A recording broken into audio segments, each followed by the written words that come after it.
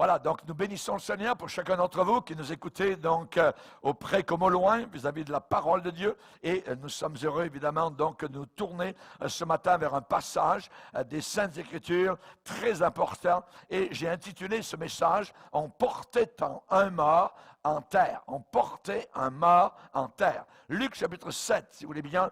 Donc on va ouvrir nos Bibles dans Luc chapitre 7 et à partir du verset 11. Luc chapitre 7 et au verset 11. Il est dit, le jour suivant, Jésus alla dans une ville appelée Naïn. Ses disciples et une grande foule faisaient route avec lui. Lorsqu'il fut proche de la porte de la ville, voici, on portait en terre un mort, fils unique de sa mère, qui était veuve. Imaginez, elle était déjà veuve. Et il y avait avec elle beaucoup de gens de la ville. Le Seigneur, l'ayant vu, fut ému de compassion pour elle et lui dit, ne pleure pas. Il s'approcha et toucha le cercueil. Ceux qui le portaient s'arrêtèrent. Il dit, jeune homme, je te le dis, lève-toi. Et le mort s'assit et se mit à parler. Jésus le rendit à sa mère. Tous furent saisis de crainte et ils glorifiaient Dieu, disant, un grand prophète a paru parmi nous et Dieu a visité son peuple. Cette parole sur Jésus se répandit dans toute la Judée et dans tout le pays d'alentour. Amen. Seigneur, nous voulons te bénir et te glorifier. Tu es un Dieu d'excellence, tu es un Dieu de surnaturel, tu es le Dieu de l'impossible, tu es le Dieu de l'éternité. Tes années sont impénétrables, tes voies sont impénétrables et glorieuses. Et nous voulons simplement aujourd'hui te dire, Seigneur, révèle-nous encore ta puissance, ta force, ta bonté, ton amour, ta miséricorde, ta compassion. Merci Seigneur, pour tout ce que tu veux faire en faveur de ceux qui maintenant sont en train d'écouter la prédication du Saint-Esprit, la prédication de la parole de Dieu, la prédication concernant tes œuvres, ta puissance, ton amour. Merci Seigneur pour cet amour incommensurable que tu répands à profusion et gratuitement sur ceux et celles qui désirent le recevoir dans le nom puissant et merveilleux et glorieux de Jésus, nous te prions ces choses. Amen et amen. Et tout le peuple dit amen. Amen. On peut s'asseoir, frères et sœurs. Alléluia. Quand Jésus arrive dans une ville, quand Jésus arrive dans un village, à l'époque, alors tout est changé. Tout est bouleversé et les choses inimaginables se produisent. Et là, nous allons parler aujourd'hui de cette chose glorieuse, mystérieuse, qui est arrivée aux abords du cimetière de la ville de Naïn. Partout, absolument partout, où Jésus allait, les vies étaient transformées, bouleversés, les corps malades étaient guéris, l'espoir remontait dans le cœur. Parlez-moi de Jésus. Amen. On a assez parlé de pandémie, on a assez parlé de microbes, on a assez parlé de virus. Voudriez-vous, pasteur, me parler de Jésus? Amen. Alléluia. Voudriez-vous me parler du Seigneur? Voudriez-vous me parler du Créateur?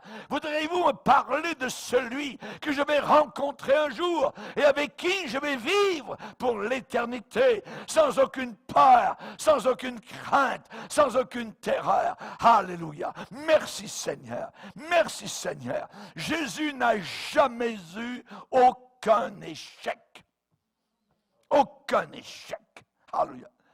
Il est la merveille de toute l'histoire de l'humanité. Et ce qui est encore plus merveilleux, c'est qu'il ne change jamais. Ce que vous allez entendre dans ce message peut très bien se produire pour vous aujourd'hui qui m'écoutez. La Bible dit que Jésus allait de lieu en lieu, faisant du bien et guérissant tous ceux qui étaient sous l'empire du diable. Alléluia. Merci Seigneur. Jésus a paru, Jésus est venu pour détruire les œuvres de Satan, les œuvres sataniques, diaboliques, lucifériennes. Alléluia. Merci Seigneur. Il est le même aujourd'hui. Aujourd'hui même, en cet instant, à cette heure même, il est exactement le même qu'il était lorsqu'il était dans la ville de Naïn. Alléluia. Il y avait le pauvre aveugle un jour qui était tout seul sur le bord de la route. Son cœur était triste et meurtri. Il gémissait, accablé par le doute. Mais Jésus est venu et lui a dit, sois guéri. Ah, quand Jésus vient, l'ennemi se retire. Jésus dit un seul mot et le pouvoir du diable est brisé. Dans son amour, alléluia, le Seigneur veut soumettre à son empire ton cœur qui est vide et fatigué et lassé. Regardez ce malheureux qui erre d'heure en heure, ce malheureux qui est tourmenté par les démons à Gadara. Il casse, on lui met des chaînes sur lui, il brise les fers. Il est esclave de Satan et des démons qui le possèdent. Mais Jésus passe un jour et là, il va le mettre en liberté. Et les démons qui le possédaient vont sortir et se jeter, entrer dans un troupeau de porcs qui va se noyer. Alléluia. Pitié, pitié, criaient dans leur détresse les 10 lépreux, frappés par le malheur. Mais Jésus est venu, et voilà que Jésus va s'empresser de leur donner la santé et le bonheur. Rappelez-vous à Béthanie, Marthe et Marie, 2 sœurs, elles ont déposé Lazare dans un tombeau. Hélas, la mort avait vaincu la vie. Mais Jésus est venu. Et voilà que soudain, le mort va sortir du tombeau. Jésus est puissant. Jésus est le Créateur. Jésus est le Sauveur. Le Fils de Dieu reste le même. Il peut encore aujourd'hui aider, secourir, sauver, guérir. Viens, viens, toi, oui, toi, viens donc à lui. Viens au Sauveur qui t'aime, qui que tu sois. Jésus veut te bénir. Quand Jésus vient, l'ennemi se retire. Jésus dit un mot, son pouvoir, le pouvoir de l'ennemi n'existe plus. Personne n'est capable de comprendre ni de décrire tout le pouvoir et l'amour de Jésus. Alléluia, alléluia. Ce qui nous brise le cœur, ce n'est pas le jugement de Dieu. Ce qui nous brise le cœur, c'est son amour. Son amour. m'aime-t-il tant que ça? Alléluia. Pourquoi me pardonne-t-il tant que ça? Alléluia. Nous impies, nous rebelles, nous pécheurs. Quand Jésus vient, alléluia, j'aimerais vous dire qu'il force les ténèbres à s'enfuir. Jésus n'est pas celui qui est venu pour nous condamner. Il est venu pour nous élever. Alléluia. Et il est ici, en ce moment même, pour répondre à ton besoin, à ta blessure. Alléluia. Il pardonne. Oh, mais j'ai trop fait ceci. Laisse faire.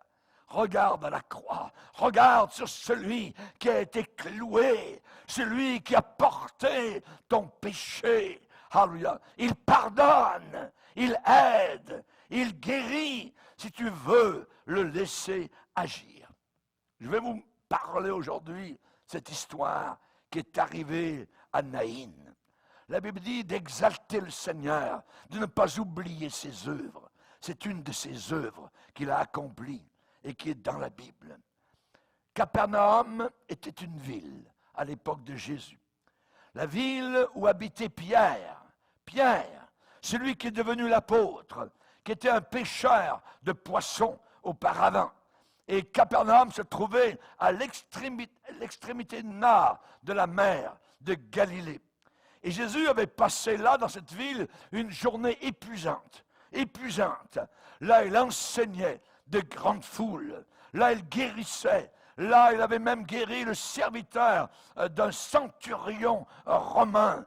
Son serviteur était très malade. Il était sur le point de mourir. Et Jésus n'est même pas allé le voir dans sa chambre de mort. Non. Où il était en train de mourir. Jésus a dit simplement à son patron, va, il vit. Et fort de la parole que Jésus lui avait dite, le centurion est retourné et il a vu son serviteur debout en pleine santé. Jésus l'avait guéri. Ce n'est pas tous les centeniers romains qui étaient grossiers, blasphémateurs, injurieux. Ce centenier qui appartenait à l'armée des conquérants, des Romains, eh bien, était apprécié et respecté par les gens de la ville de Capernaum pour sa justice, pour son honnêteté, pour son équité. Et Jésus a été impressionné par la foi de cet homme, je dirais, d'armée, ce soldat. Et Jésus a dit, je vous le dis, même en Israël, je n'ai pas trouvé une aussi grande foi. Il a parlé donc au sujet de ce centurion. Donc c'était une journée épuisante. Et ensuite, eh bien, très tôt le matin suivant, Jésus et ses disciples ont quitté Capernaum et ont marché en direction sud, le long de la mer de Galilée. Ils ont passé à Tibérius, une ville où Jésus n'a jamais voulu entrer. Et ils sont arrivés à un petit point, donc au bas, je dirais, de la route, et en face de la mer de Galilée, et là où le Jourdain donc s'écoule pour aller dans l'extrémité sud de la mer de Galilée. Et c'est à partir de là qu'ils ont tourné radicalement 90 degrés et sont allés donc du côté vers l'ouest et ils ont commencé la montée ardue. Ils ont pas escaladé, mais le chemin montait dans les collines parce que la mer de Galilée est à environ 200 mètres en dessous du niveau donc de la mer. Et Jésus-Christ, donc, a marché, a monté vers Naïn, la petite ville de Naïn, qui est à 600 mètres, donc, au-dessus du niveau de la mer, qui est à 40 kilomètres au sud-ouest de Capernaum. Une journée de marche, donc, entière, marche ardue, sous le soleil, dure, voyez, même pour des marcheurs habitués à cette époque. Et Jésus, donc vers le soir, vers la fin de journée, était en train d'approcher de sa destination, la petite ville de Naïn. Donc lui, il arrivait de l'est, et c'est au moment où le soleil se couchait, donc en face, Jésus était très fatigué, il avait faim, et il attendait certainement donc un bon repas et un endroit où reposer sa tête pour dormir. Et aujourd'hui, ce que l'on voit, si on va en Israël, on voit les ruines de l'ancienne ville de Nahin. C'est juste à l'est de la ville actuelle. Hein, il y a les restes d'un ancien cimetière. Le terrain, donc, où on enfouissait les morts. Et la route où Jésus, donc, a monté pour arriver à Naïn, eh bien, se déroule juste à l'extérieur du périmètre de ce cimetière. Jésus avançait, donc, avec une foule. Lui aussi, il avait une foule qui le suivait. Et il avançait, il approchait, donc, de Naïn. Et soudain, en face de lui, sort de la ville une autre foule. Et là, il s'est rendu compte qu'il y avait un cadavre. C'était une procession funéraire. Hein? Et donc, c'était pas, je dirais, une très grande foule, mais il y avait quand même pas mal de monde. C'était, je dirais, plutôt désordonné. Et on pourrait dire que Jésus, avec une foule, arrive et sort de la ville. Donc, une autre foule, on pourrait dire, le cortège de la vie vient faire face au cortège de la mort. Que va-t-il arriver? Une veuve, ça veut dire qu'elle a déjà perdu quelqu'un. Elle a perdu son mari. Elle connaît donc le chemin pour aller au cimetière. Et maintenant, c'est la deuxième fois, elle a perdu son mari et maintenant elle vient de perdre son fils. Voyez, une veuve est en route pour le cimetière, avec quelques amis, donc, pour enterrer son dernier morceau de braise, on pourrait dire, qui lui restait, son seul fils. La Bible dit, fils unique de sa mère. Il n'y avait pas d'autre enfant. Elle perd son mari, ils ont eu ensemble un fils, et voilà que maintenant, ce fils vient de mourir. C'est terrible. La femme était pauvre. Elle ne pouvait pas se permettre, donc, de payer tous les signes extérieurs d'un grand enterrement, comme les riches à l'époque auraient pu le faire. Absolument pas. L'enterrement de ce fils allait être très simple, voyez. Et en avant de la procession, il y avait généralement un jeune garçon qui jouait des cymbales, tchong, tchong, tchong, voyez, pour garder le rythme lent de la procession de la foule qui marchait. Et juste derrière lui, il y avait généralement deux musiciens, qu'on louait pour l'occasion, qui jouaient des flûtes. Quelque chose de triste un petit peu, et les instruments émettaient donc un son funèbre vers le ciel. Et le soleil est en train de se coucher. Derrière les musiciens, il y avait le cercueil. Le cercueil qui était porté par 4 amis de la famille. Donc sur le cercueil, il y avait, on peut dire à l'intérieur du cercueil, il y avait un jeune homme, le corps, le cadavre, du décédé qui était mort avant son temps, évidemment. Et derrière, le cercueil, marchait la maman avec des larmes et un petit cercle d'amis. Donc, c'est quelque chose que Jésus voit en arrivant vers le soir, quelque chose de très triste, très pathétique. Il dit qu'avec la femme, avec la veuve, avec elle, il y avait beaucoup de gens de la ville. Et c'est probablement ce cortège qui a accueilli d'une certaine manière Jésus alors qu'il arrive avec ses amis, lui aussi, dans la ville de Naïn. Et il est dit, le Seigneur l'ayant vu, il n'a pas vu le mort, il a vu la maman. Ayant vu la mère, voyez, fut ému de compassion pour elle. Il a compris tout de suite la situation. Et il va lui dire, ne pleure pas. C'est normal que je pleure. C'est mon fils. Ne pleure pas. Ne pleure pas. Et vous savez que cette phrase revient souvent dans les évangiles. Jésus est mu de compassion. Jésus est mu de compassion. Jésus va dire le matin de sa résurrection à une femme et qui entre dans le tombeau de Jésus et qui ne voit pas le corps. Hein, et elle pleure, elle pense que le corps de Jésus a été volé, tout ça. Et Jésus est ressuscité. Et elle pense que c'est le jardinier. Ah, tiens, il y a quelqu'un qui est là. Hein, il est là. Ce fameux jardinier va lui dire, ne pleure pas. Ne pleure pas. Ne pleure pas. Hein. Femme, pourquoi pleures-tu? L'Évangile, c'est là. C'est le battement de cœur de notre foi. La compassion. Jésus a compassion. Alléluia. Il a compassion de moi. Il a compassion de toi. Il a compassion de toi. Il nous aime. Alléluia. La Bible dit qu'il compatit à nos faiblesses, à nos misères. Il compatit. Alléluia. Dans l'Apocalypse, ces gens qui pleurent parce qu'il n'y a personne capable de répondre à ces questions. Et on va lui dire, ne pleure pas, Jean.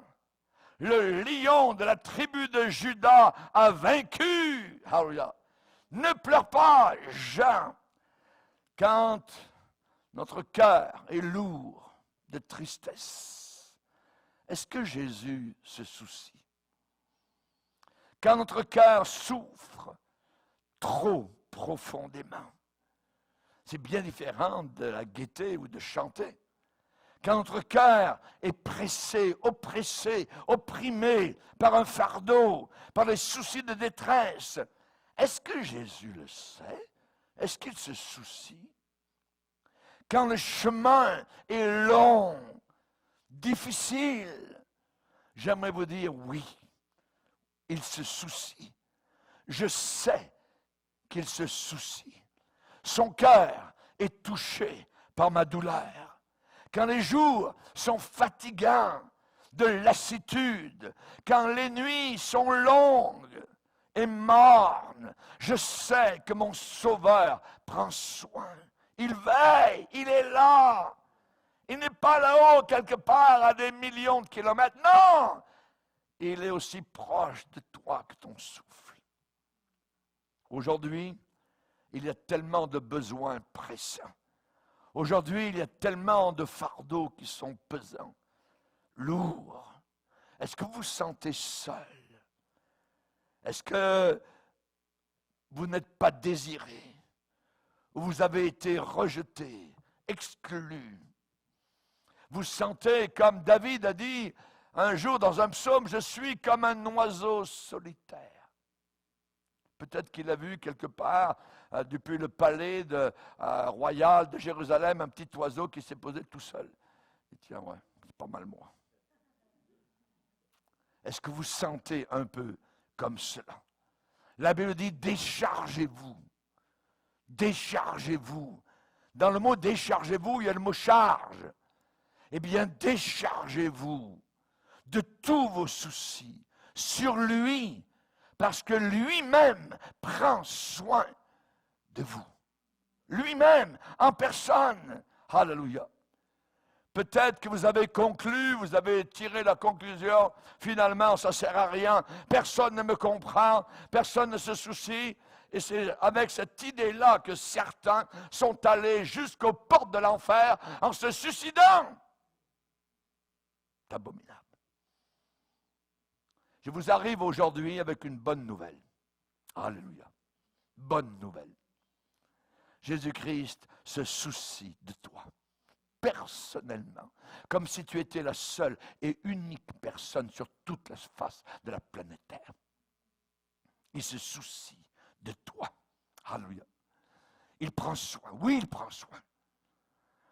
Quand le peuple d'Israël était en Égypte, esclaves, et que le fardeau était terrible, et que le travail était encore plus dur, et qu'on leur demandait de faire le même travail avec le moins de matériel qu'auparavant, alors que le fouet des maîtres de service claquait sur leur dos, arrachant leur peau.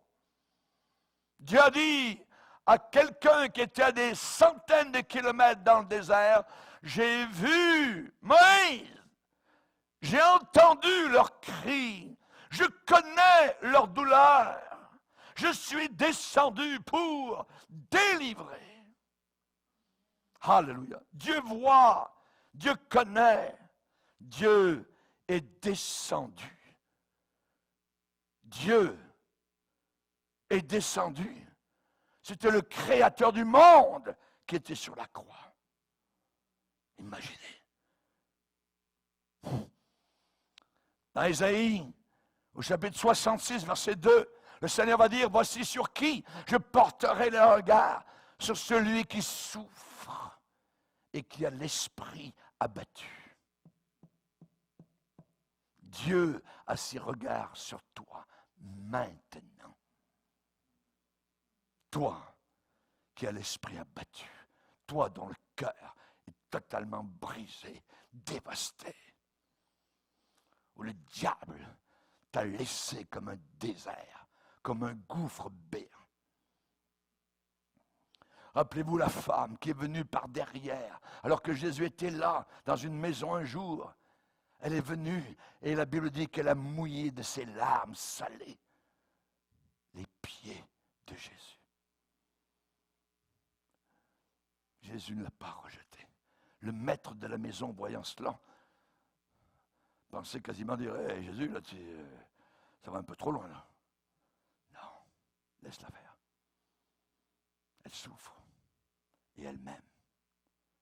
Et Jésus a pardonné à cette femme. Jésus a guéri le cœur de cette femme-là.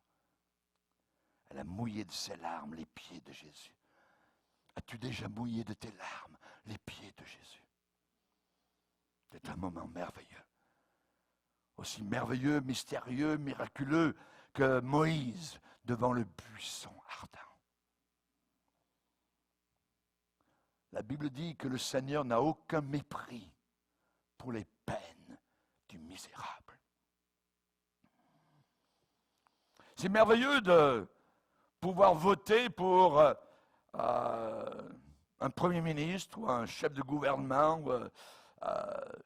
mais c'est plus merveilleux quand le président vote pour vous. Alléluia. Je connais un roi qui a voté pour toi. Toi. Ça va chercher loin. Mais il a voté pour toi. Il t'a choisi.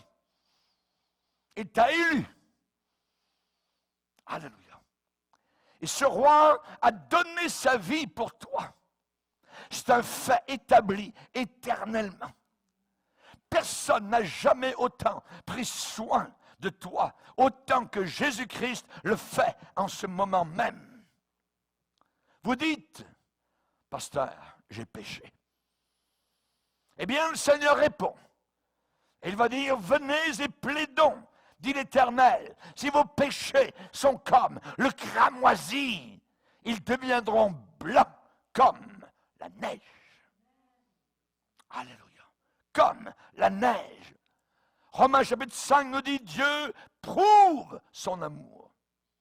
Il ne dit pas uniquement je t'aime, puis ensuite il s'en va et tourne le dos. Non, le Seigneur prouve son amour envers nous. Lorsque nous étions encore des pécheurs, Christ est mort pour des impies. Vous êtes des impies. Je suis un impie. Nous sommes tous des pécheurs. Nous avons une nature pécheresse. Et il n'y a pas un seul juste ici-bas sur la planète Terre. Ah, c'est la raison pour laquelle Christ sur la croix est mort pour toi et pour moi. Alléluia. Est-ce que c'est une bonne nouvelle? Ah, chers amis, partout autour de la terre, les chrétiens sont heureux, joyeux, ils sont pardonnés, ils savent d'où ils viennent, ils savent pourquoi maintenant ils sont sur la terre et ils savent où ils vont. Alléluia. Ça, c'est une certitude merveilleuse et glorieuse. Pas d'importance ce que vous avez fait dans le passé. Jésus prend soin de toi maintenant. Certains vont dire, pasteur, moi, vous êtes en train quasiment de me convaincre. Je ne veux pas quasiment vous convaincre. Je veux, par la puissance du Saint-Esprit, vous convaincre totalement. Vous allez dire, moi je pense, pasteur, que j'ai commis le péché impardonnable. Ah ouais? Vous pensez avoir commis le péché impardonnable? Si vous l'aviez commis, ce péché impardonnable, vous ne pourriez même pas être là, assis, en train d'écouter ma parole. C'est impossible. Quelqu'un qui a commis le péché impardonnable, il va déchirer la Bible, il va cracher dessus, et il va la mettre à la poubelle. Non, vous n'avez pas commis le péché impardonnable. C'est un non-sens, une bêtise, une idiotie. Vous ne serez pas en train actuellement de m'écouter si vous aviez traversé cette frontière. Vous ne prendriez même pas soin de votre âme, mais vous vous faites encore des soucis pour votre âme. Vous prenez la peine encore d'écouter un pauvre prédicateur en ce moment-là. Non, mon ami, non, non, non, vous n'avez pas commis ce péché impardonnable. Si Jésus est capable de ressusciter un garçon mort juste à quelques mètres de son tombeau dans la terre, alors il peut toucher ta vie maintenant, puissamment, et t'apporter la vie éternelle dans ton cœur. Il a compassion de toi. Maintenant, Jésus eut compassion. Il a eu compassion pour la veuve et il a eu compassion pour son fils. Il s'est approché. Il s'est approché. Après avoir dit à la maman, ne pleure pas, il s'approcha et toucha le cercueil. Il a touché le cercueil. Ceux qui portent, les porteurs, se sont arrêtés. Ils étaient en train de marcher. Je ne sais pas s'il l'avait sur l'épaule ou s'il l'avait à la main. Je ne sais pas comment il le portait, mais ils se sont arrêtés. Ceux qui le portaient s'arrêtèrent. Et Jésus s'adresse maintenant à un cadavre. Un cadavre. Et il va lui parler. Il va parler au cadavre. Jeune homme, je te le dis, lève-toi. Celui qui parle, c'est le même qui a parlé ex nihilo, alors qu'il n'y avait rien du tout dans l'atmosphère, l'univers, et qui a créé par sa parole l'univers si beau, magnifique, coloré, que vous voyez le jour, la nuit, au printemps, l'hiver, alléluia, avec les fleurs, avec les flocons, avec la beauté, les montagnes, la mer, l'océan, les marées, les vents, et tout cela. C'est le même qui a parlé à Naïn, à un mort. Je te le dis, lève-toi. Paf! Je pense que les porteurs ont dû lâcher. S'ils l'avaient encore à la main, ils ont tout lâché. Quand ils ont vu le gars à l'intérieur s'asseoir et se mettre à parler. Il était bien mort. On l'avait porté depuis la maison. On était sortis de la maison où il habitait avec tristesse. On avait les pleureurs, on avait les cymbales, on avait les flûtes, je dirais, lugubres, qui jouaient. C'était pas à peu près, il n'était pas dans le coma. Non, non, non, non. Il était froid, mort, cadavérique. Je te le dis, lève-toi. Jésus a parlé à la tempête. Silence, tais-toi. Paf, soudain, tout revient. Jésus a parlé aux étoiles alors qu'elles puissent paraître et illuminer la nuit au-dessus de nos épaules. Alléluia. C'est lui qui a parlé aux démons. Sors cet homme. Et les démons doivent obéir au Créateur. Alléluia. C'est le même qui a parlé à l'apôtre Pierre alors que Jésus marchait sur les eaux, s'en venait. Et Pierre a dit, hey, Jésus, si c'est toi là-bas, alors, je veux faire comme toi. Ordonne-moi d'aller vers toi. Viens, Pierre. Et Pierre enjambe la barque et se met à marcher sur les eaux. C'est le même qui est là, à Naïn, et qui dit au jeune homme mort, lève-toi. Lève-toi, jeune homme. Il n'y a rien de trop difficile à Jésus. Alléluia. Ça serait difficile à Bouddha, ça serait difficile à Mohammed de ressusciter un mort. Mais pas Jésus. Alléluia. Pas Jésus. Alléluia. Il n'y a rien de trop difficile. Il n'y a aucune situation qui est trop grave pour Jésus-Christ. Oh, vous savez, ma santé vient de partir. Ma santé est en train de s'effilocher. Mais vous n'êtes pas encore mort. Vous n'êtes pas encore mort. Jeune homme, lève-toi. Hallelujah. Ce jeune homme était froid comme du marbre. Cadavre total. Et Jésus lui a parlé exactement comme s'il avait été en vie. Lève-toi. Lève-toi. Imaginez, le trou était préparé dans la terre, à l'intérieur du cimetière, à quelques mètres du trou. Alors que la terre était en train de bâiller pour recevoir le cadavre. Le trou de la tombe attendait son corps. Mais Jésus a dit, je suis la vie. Je suis la vie. Hier, je me suis promené un peu avec mon épouse dans la campagne. J'ai vu la vie. J'ai célébré la vie. Après l'hiver, après la morosité, après la mort, après la chute des feuilles, après les champs qui étaient sans aucun fruit, ainsi que les arbres, soudain jaillit la vie qui ressort après les mois d'hiver. Hallelujah. Qui fait cela? Oh, c'est la planète, c'est le climat. Non, non, non, non, non, non, non, non. C'est Jésus-Christ de Nazareth. C'est lui qui apporte la vie. C'est lui qui est la vie. Je suis la vérité, je suis le chemin, je suis la vie. Alléluia. Je suis la résurrection. Merci Seigneur. My. Alléluia. Gloire à Dieu.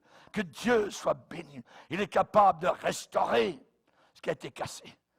Et il restaurera, il va ramener la vie à ta situation.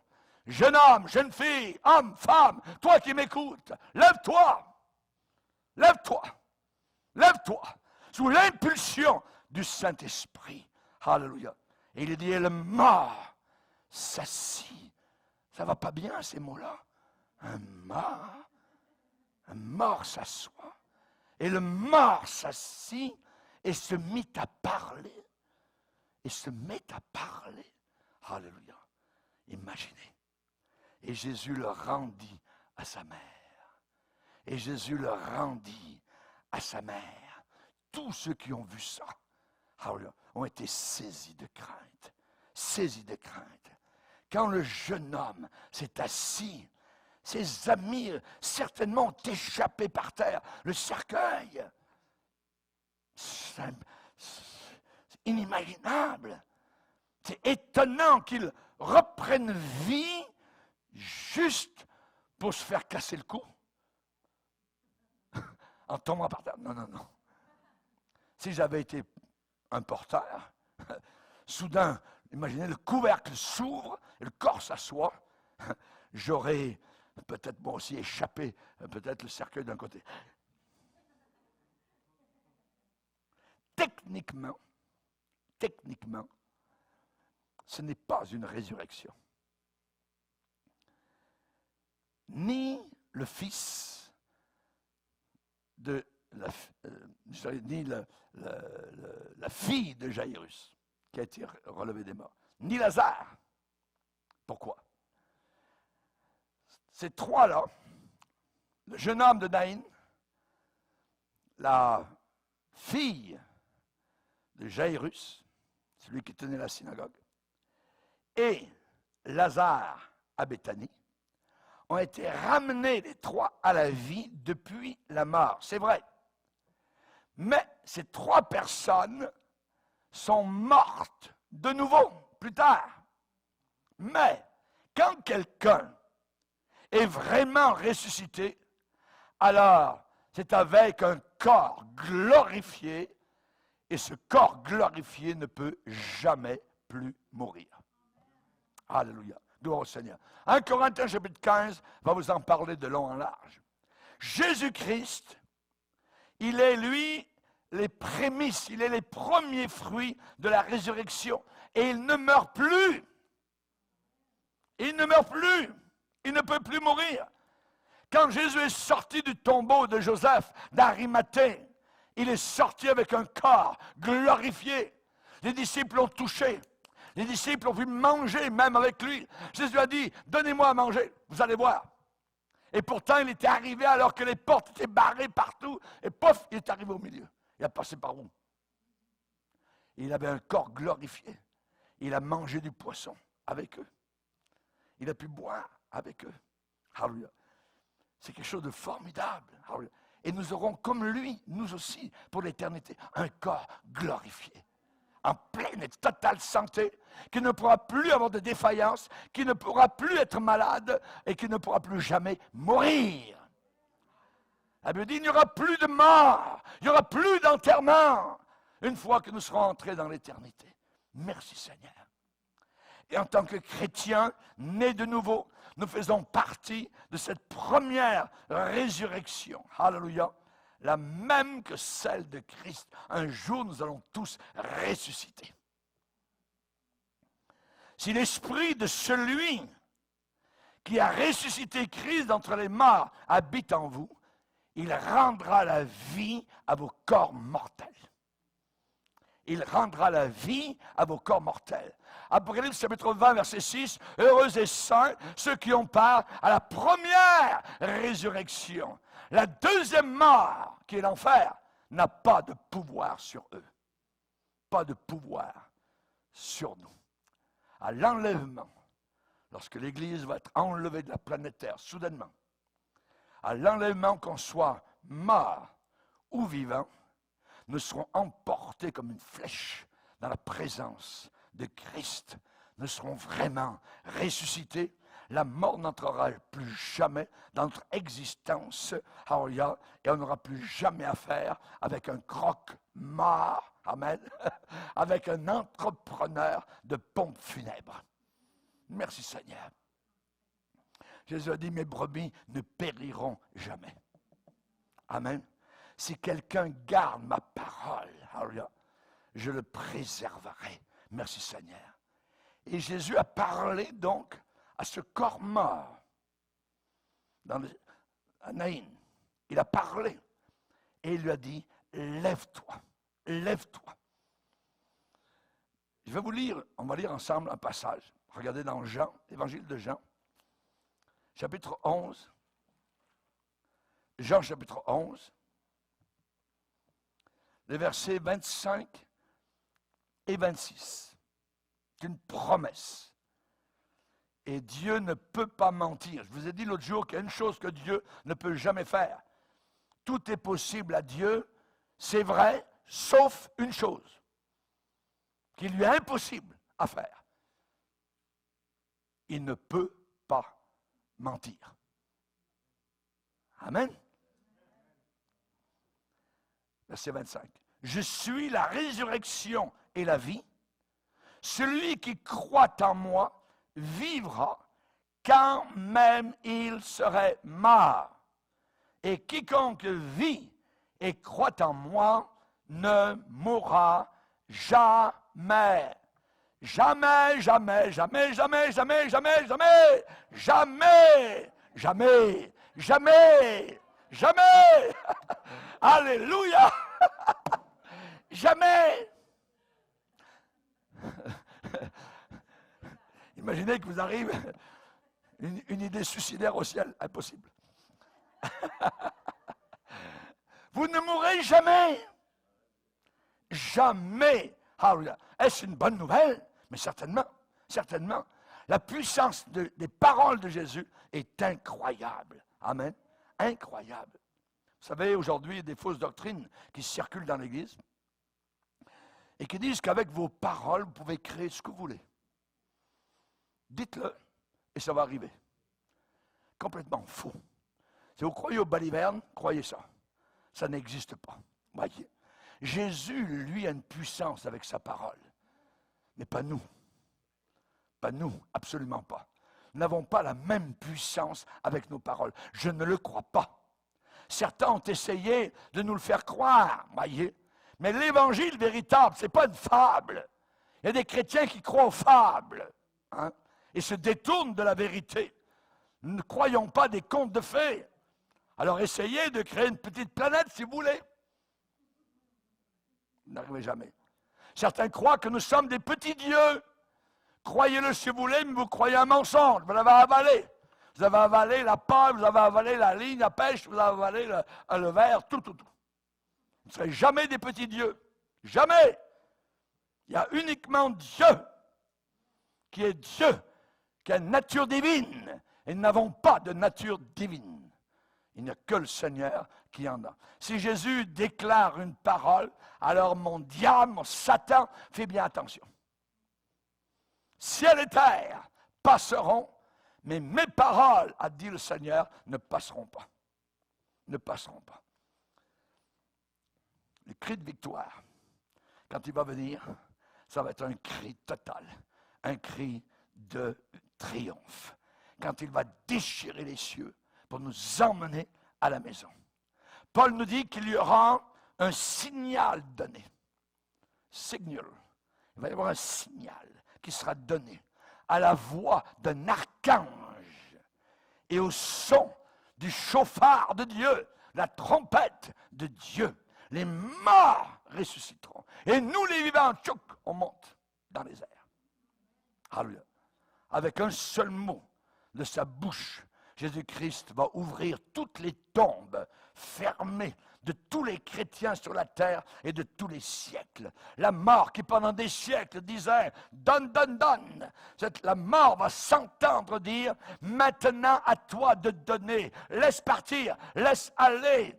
Et nous les vivants qui serons restés, nous serons enlevés avec, je dirais, la présence du Seigneur pour toujours, qui nous enveloppera pour l'éternité. Alléluia. Le cri de mon cœur, Seigneur, parle le plus tôt possible. Amen. Parle le plus tôt possible. Peut-être aujourd'hui. Je me rappelais toujours, j'étais en train de prêcher dans une série de réunions et d'enseignements au Togo, à l'école supérieure de théologie, à l'Estao. Et un matin, alors qu'il faisait encore sombre, je suis allé dans le grand sanctuaire pour prier. Et j'ai vu qu'il y avait un petit tableau juste sur le fond, donc à côté de l'estrade. Hein, les églises sont faites à peu près toutes pareilles dans le monde. Et là, je suis allé voir, mais je ne voyais pas beaucoup, je me suis approché pour aller voir. Et c'était marqué, ce n'était pas un verset, c'était marqué « Et si c'était aujourd'hui » Et si c'était aujourd'hui? Et si l'enlèvement avait lieu aujourd'hui? Et si nous ne repartions pas chez nous? Et si nous étions venus à l'église et qu'on se retrouvait soudainement dans le ciel éternel, dans la gloire? Et si c'était aujourd'hui? Ça va arriver. Le monde ne s'en doutera pas. Le monde est en train d'attendre l'Antéchrist. Il y a des pauvres chrétiens qui attendent l'Antéchrist. Pauvre monde chrétien. N'attendons pas l'Antéchrist, on attend le Christ. Il va venir nous chercher. Alléluia. Il va venir nous enlever, nous emmener. Alléluia. Il y avait un homme qui s'appelait Stuart Hamblin. Il a été sauvé dans une mission où l'évangile a été prêché il y a des années et il a été totalement transformé. Avant, cet homme-là était propriétaire de chevaux de course, les plus beaux d'Amérique. Et il était aussi le confident des grandes stars d'Hollywood. Et il était invité régulièrement sur les panels, sur les shows, tout ça, pour parler sur la côte ouest américaine. Et il y a un de ses amis qui a remarqué qu'il avait changé. Et il lui a dit, Stuart, hey, ce n'est pas un secret ce que Dieu a fait pour toi, tout le monde le voit. Et cette soirée-là, Hamblin a pris son crayon quand il est retourné chez lui et il a écrit un cantique qui a inspiré et béni des millions de gens. Ça dit, ce n'est pas un secret ce que Dieu peut faire. Ce qu'il a fait pour les autres, il le fera pour toi. Ses bras sont ouverts pour te bénir. Ce n'est pas un secret ce que Dieu peut faire. Ce n'est pas un secret. Amen. Jésus a arrêté la procession. Il a arrêté le convoi de la mort à Naïn, le cortège de la vie. Et aujourd'hui, chers amis, vous êtes en face d'un cortège de la vie. Vous allez vers le cimetière, vous allez vers la mort, vous allez vers le suicide, vous allez vers la piqûre. Vous allez vers la mort. Alors Jésus vous dit, non, non, non, non, non, non. Lève-toi. Lève-toi. Certains vont me dire, Pasteur Bourgier, est-ce que vous croyez vraiment cette histoire? Ça n'est que ni tête. Ouais, hein, ça a une tête et ça a une queue. Vous voyez? Certainement. Je crois totalement et complètement cette histoire. Et je vous le dis en vous regardant dans le blanc des yeux. Pourquoi? Parce qu'il m'a moi-même dit, jeune homme, lève-toi. Quand j'étais sur un paquet de cordage, alors le navire en train de pleurer sur mes péchés, il m'a dit, tu vas te lever pour moi. Et je lui ai dit, Seigneur, je veux que ma vie soit utile. Et j'ai béni en regardant les 50 dernières années.